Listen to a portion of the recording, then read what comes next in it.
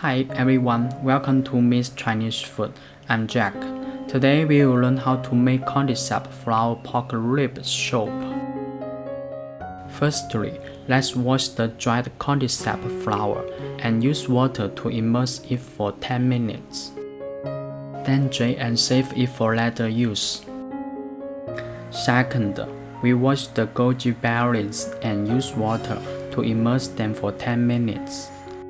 Then drain and save it for later use. Then we prepare the corn. Use plastic wrap to wrap the corn.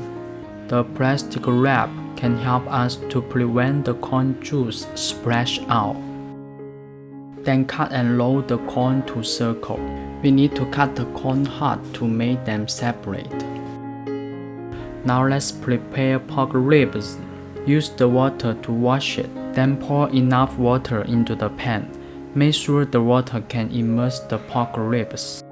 Then add 5 slices of ginger into the pan to clear the meat smell. Boiling water and then pour the pork ribs into the pan. Cook it for at least 2 minutes. Then drain and save it for later use.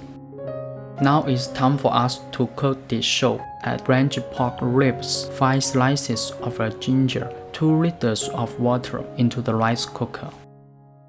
Use the big fire to boil it. Then add the drained Cordyceps flowers into the rice cooker. Then use the small fire to cook the soup for an hour and a half. After an hour and a half, add corn blocks into the rice cooker and cook it for half an hour. After half an hour, add goji berries and 1 teaspoon salt into the rice cooker. Cook it for 5 minutes. Then we get the delicious Cordyceps Flower pork rib soup. The soup is so sweet that even don't need to add salt. Okay, that's our recipe today. If you like our video, please subscribe or like us. If you have any problems, please leave your comment below.